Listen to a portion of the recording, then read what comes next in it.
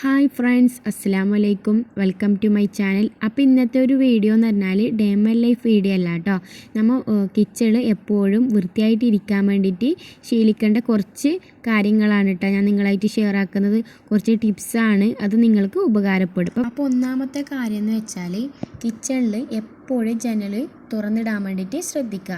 കാരണം നമ്മളെപ്പോഴും കുക്ക് ചെയ്യുന്ന സമയത്ത് മുളക് പൊടിയും കറി വെക്കുന്ന സ്മെല്ലും മീൻ കട്ട് ചെയ്യുന്ന എല്ലാം ഉണ്ടാവുമല്ലേ, അതങ്ങനെ അടുക്കളയിൽ തന്നെ തങ്ങി നിൽക്കും. അത് പിന്നെ നെഗറ്റീവ് എനർജി നമ്മളെ കിച്ചണിൽ ഉണ്ടാക്കും. അപ്പം എപ്പോഴും ജനൽ തുറന്നിടാൻ വേണ്ടിയിട്ട് ശ്രദ്ധിക്കുക. രണ്ടാമത്തെ കാര്യം എന്ന് വെച്ചാൽ നമ്മൾ പാത്രം അപ്പം തന്നെ കഴുകി വെക്കാൻ ശ്രമിക്കുക. കാരണം പാത്രം അങ്ങനെ സിങ്കിൽ കൂടി വെക്കുമ്പം നമുക്കത് മടി വന്ന് കയറും. പിന്നെ രാവിലെ മക്കളെ സ്കൂളേക്കുന്ന സമയത്ത് നമുക്ക് ചിലപ്പോൾ സമയം കിട്ടിയെന്ന് വരില്ല. പക്ഷെ നമുക്ക് സമയം കിട്ടുന്ന ടൈമിൽ പാത്രം കഴുകി വെക്കാൻ വേണ്ടിയിട്ട് ശ്രമിക്കുക. ഒരുപാട് ഇങ്ങനെ വലിയ വലിയ പാത്രം സിങ്കിലിരിക്കുമ്പോൾ നമുക്കതൊരു മടുപ്പ് തോന്നും. അപ്പോൾ എപ്പോഴും സിങ്ക് വൃത്തിയായി ഇങ്ങനെ ക്ലീൻ ആക്കിയിട്ട് എന്താ പറയല് കാലിയാക്കി സിങ്ക് ഇടാൻ വേണ്ടിയിട്ട് നിങ്ങൾ ശ്രമിക്കുക. മൂന്നാമത്തെ കാര്യം എന്ന് വെച്ചാൽ കിച്ചൺ സ്റ്റൗ എപ്പോൾ നമ്മൾ ഡെയിലി യൂസാക്കുന്ന സാധനമല്ലേ. അപ്പോൾ ഡെയിലി കുക്കിംഗ് കഴിഞ്ഞാൽ ഉടൻ അത് വൃത്തിയാക്കാൻ വേണ്ടിയിട്ട് ശ്രദ്ധിക്കണം. ചിലപ്പോൾ നമ്മളെ കയ്യിൽ നിന്ന് ചായ മറിഞ്ഞിട്ടുണ്ടാവും, പാല് തിളച്ച് മറിഞ്ഞിട്ടുണ്ടാവും, പിന്നെ ചോറ് തിളച്ച് മറിഞ്ഞിട്ടുണ്ടാവും. അപ്പം അതെല്ലാം ഒന്ന് നല്ല രീതിക്ക് എപ്പോഴും കുക്കിംഗ് എല്ലാം കഴിഞ്ഞാൽ ക്ലീൻ ആക്കി നമ്മൾ ഏതാണോ ലിക്വിഡ് ഉപയോഗിക്കുന്നത് ആ ലിക്വിഡ് കൊണ്ട് ഒന്ന് എല്ലാ ഭാഗവും അടിഭാഗങ്ങൾ, മുകൾ ഭാഗം, സൈഡ് ഭാഗമെല്ലാം ഒന്ന് തുടച്ച് വെക്കാൻ വേണ്ടിയിട്ട് ശ്രമിക്കുക.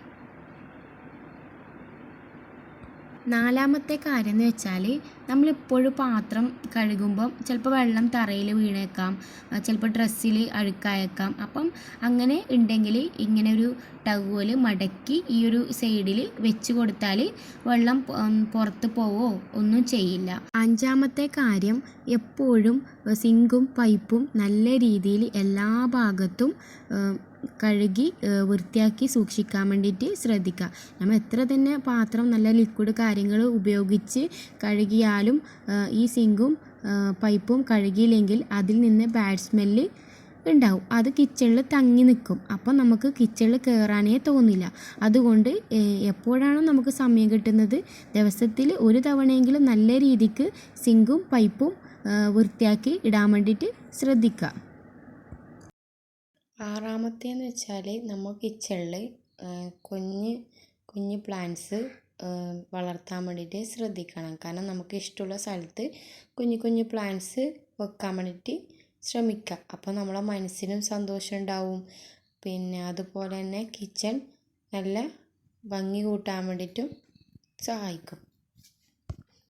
ഏഴാമത്തേന്ന് വെച്ചാൽ നമ്മളിങ്ങനെ ഉള്ളി വെക്കുന്നത് ഇതുപോലത്തെ പാത്രത്തിലായിരിക്കാം, അല്ലെങ്കിൽ സ്റ്റാൻഡ് തട്ടിലായിരിക്കാം വെക്കുന്നത്. അപ്പം അങ്ങനെ വെക്കുമ്പം പേപ്പർ വെച്ചിട്ട് വെക്കാൻ വേണ്ടിയിട്ട് ശ്രദ്ധിക്കുക. കാരണം ഇതിൻ്റെ തൊലിയെല്ലാം ചിലപ്പം വെക്കുന്ന ടൈമിൽ താഴെ വീണ് പിന്നെ ആ ഒരു ഏരിയ എപ്പോഴും നമുക്ക് ഡെയിലി അത് ക്ലീൻ ആക്കേണ്ടി വരും. അപ്പം ആ ഒരു ഇടം വൃത്തികേടായിട്ടിരിക്കും. അപ്പം ഇങ്ങനെ ചെയ്തു നോക്കുക. എട്ടാമത്തെ കാര്യം എന്ന് വെച്ചാൽ നമ്മൾ എപ്പോഴും കിച്ചണിൽ എല്ലാ ജോലികളും കുക്കിംഗ് കഴിഞ്ഞാൽ ഉടൻ എവിടെയും അടിച്ചില്ലെങ്കിലും, വീടിൻ്റെ ഏത് ഭാഗവും ഡെയിലി അടിക്കാൻ പറ്റിയിട്ടില്ലെങ്കിലും ഡെയിലി നമ്മൾ കിച്ചണ് അടിച്ചു വരാൻ വേണ്ടിയിട്ട് ശ്രമിക്കുക. കാരണം ആ അടുക്കളയിൽ എപ്പോഴും നമ്മൾ ജോലി ചെയ്യുന്നതല്ലേ, അപ്പോൾ അത്യാവശ്യം പൊടിയും കാര്യങ്ങളെല്ലാം ഉണ്ടാവും. അതുകൊണ്ട് എപ്പോഴും അടിക്കാൻ വേണ്ടിയിട്ട് ശ്രമിക്കുക. കഴിയുമെങ്കിൽ ഡെയിലി തുടച്ചിടാനും ശ്രമിക്കുക. എവിടെ തുടച്ചില്ലെങ്കിലും ഡെയിലി കിച്ചൺ അടിച്ചു വാരാനും തുടക്കാനും വേണ്ടിയിട്ട് ശ്രമിക്കുക.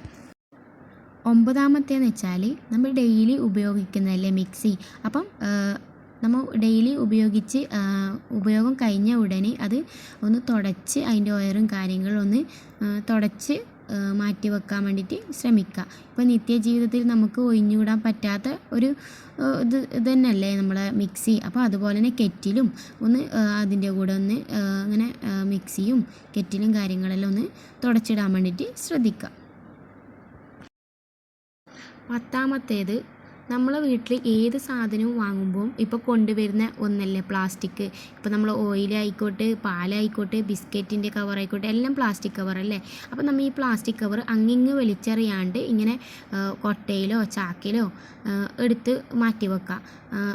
കഴുകി ഉണക്കി സൂക്ഷിക്കേണ്ടത് അങ്ങനെയും അല്ലാത്തതും ഇങ്ങനെ ഈ രീതിയിൽ ഇട്ട് വെക്കാൻ വേണ്ടിയിട്ട് ശ്രമിക്കുക. ഇപ്പോൾ എല്ലാ മാസവും ഇങ്ങനെ ഹരിത കർമ്മസേന നമ്മളെ വീട്ടിലേക്ക് വരുന്നുണ്ടല്ലോ. ചിലയിടത്ത് ആഴ്ചയിലായിരിക്കും, ചിലപ്പോൾ മാസത്തിലായിരിക്കും. അപ്പോൾ അത് കൊണ്ടുപോകുമല്ലോ. അപ്പോൾ അത് ഒന്ന് മാറ്റി വെക്കാൻ വേണ്ടിയിട്ട് ശ്രദ്ധിക്കുക.